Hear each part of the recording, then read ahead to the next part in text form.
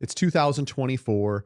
There's uncertainty. People don't know what's going to happen with an election coming up, with the economy. The economy seems to be doing good on paper. For people's personal finances, inflation's a problem. So what's the play in 2024, 2025 and beyond for people that, feel stretched? I feel like that is a more common conversation now than ever before.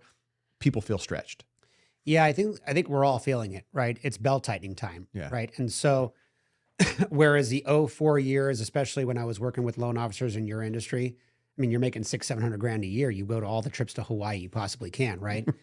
And then in 2024, you go to 0 trips to Hawaii, which is fair, right? I mean, you wouldn't Took one. right? Go one. Right? But I think that yes, we are all feeling the pinch of the economy and inflation. And if you're on a fixed budget, then you just have to do some belt tightening, right? Maybe, don't cave into the peer pressure of having to buy things that you don't need, right? Maybe make dinner at home more, right? I mean, I've always been good about that just because I want to stay healthy, and the food out, if you eat out, it's not good. Mhm. And so that might be one of the things you need to do is just kind of think about your financial situation and think about ways that you're spending what you don't need to, right? Make coffee at home, all the things. But also, it might be time to kind of look at what you're doing to make money, right? You could be in the wrong position financially because of the career choice you made. Maybe now's the time to pivot. Right.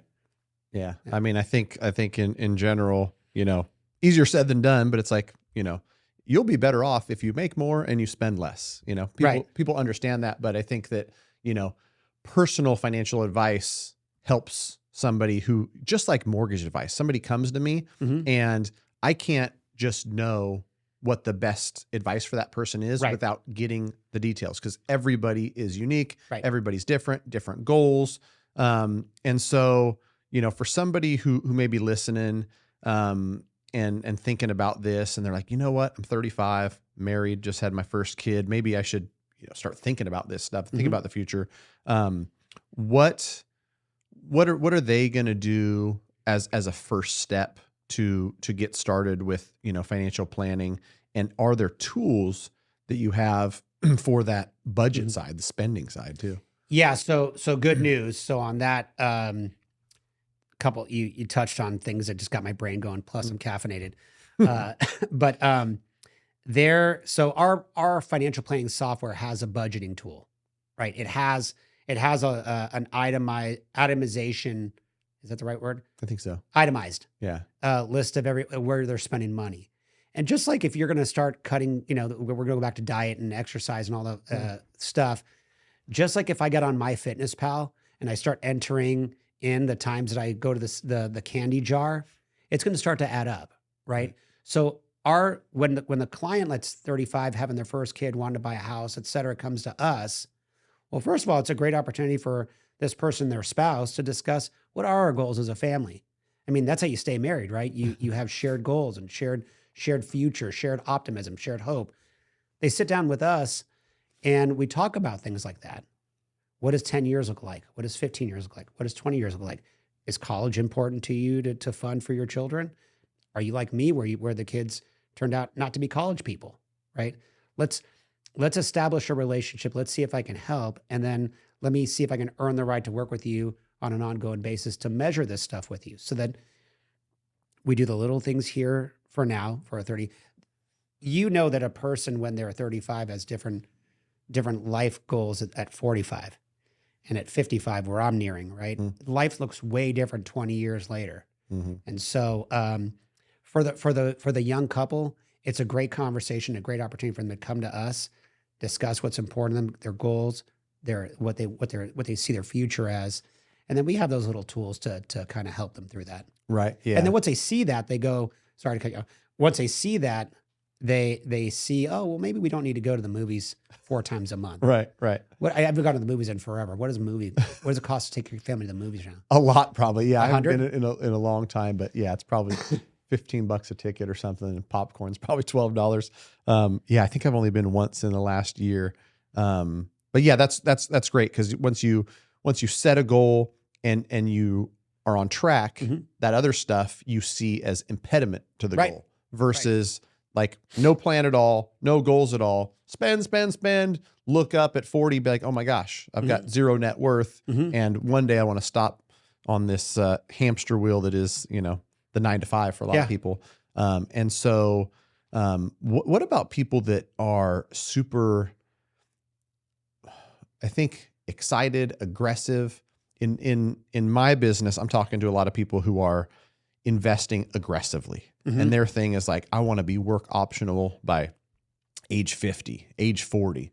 Um, for the financial advising piece of it, I know because I've talked to people who just want some balance. They Mhm. want some real estate. They want, you know, some invested in, you know, a relatively stable, um, you know, type of diversified asset. Mhm.